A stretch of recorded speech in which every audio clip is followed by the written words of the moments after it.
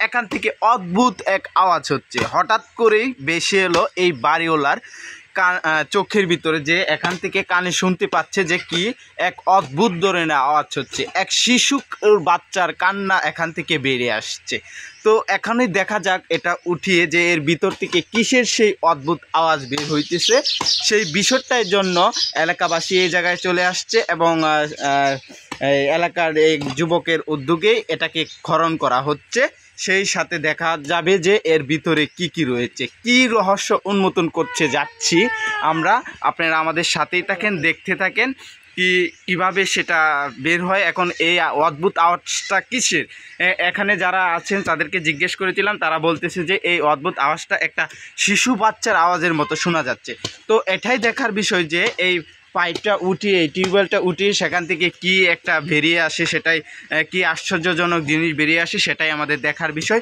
তো আমরা video continue করব, যে কন্টিনিউ করতে থাকবো, যে দেখব শেষ পর্যন্ত সেখান থেকে কি বেরিয়ে আসে। দেখতেই পারতেছেন যে এখানে আরও অনেক লোকজন জড়ো হয়েছে, তারাও কাজ করতেছে এবং সেই সাথে আমরাও এখানে কাজ করতেছি, যে দেখা যাক যে এর ভিতর থেকে কি বেরিয়ে আসে। তো আশা করি যে একটা ভালো কোনো কিছুই একটা পাবো সেখান থেকে, যেহেতু এক অদ্ভুত আওয়াজ বের হচ্ছে। তো আপনারা লক্ষ্য করলে এখনও শুনতে পারবেন যে একটা বাচ্চা কান্নার মতো একটা আওয়াজ শোনা যাচ্ছে। এই মুহূর্তে সেটা শোনানো সম্ভব হচ্ছে না, কারণ এখানে খনন করার কাজ চলতেছে, তো সেজন্য আর কি ওই জায়গায় যাব না। খুব তাড়াতাড়ি সেটাকে একটা উন্মোচন করতে যাচ্ছি যে এখানে ভিতরে কি রয়েছে। তো আপনারা সকলেই আমাদের সাথে থাকেন এবং এই ভিডিওটি শেষ পর্যন্ত দেখেন যে এখান থেকে কি অদ্ভুত জিনিস বের হয় না কি বের হয়, সে এর রহস্য কি।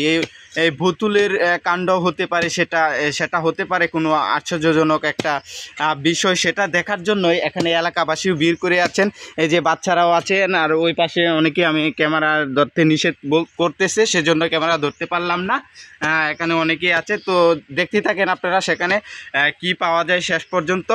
তো প্রায় অনেকটাই ক্ষুধা হয়ে গেছে। তো শেষ পর্যায়ে নিচ থেকে যে লোহার পাইপটি দেখতে পারতেছেন, এর নিচেই প্লাস্টিকের পাইপ রয়েছে, সেটা মোটা, সম্ভবত 4 ইঞ্চি বলেছে, 4 ইঞ্চি বা 3 ইঞ্চি পাইপ হতে পারে।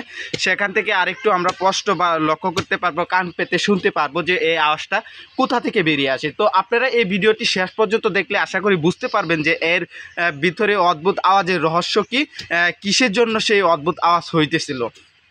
তো আশা করি প্রায় আমাদের আর হয়তো 1-1.5 ফুট নিচে যাওয়ার পরেই আমরা দেখতে পারবো সেই মোটা পাইপ, এবং সেই মোটা পাইপ দিয়ে আমরা টর্চ লাইটের ব্যবস্থা করেছি।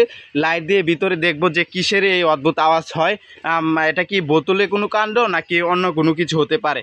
তো আশা করতেছি এই বাড়িটা অনেক দিন ধরে পরিত্যক্ত, সেখানে কেউ বসবাস করে না।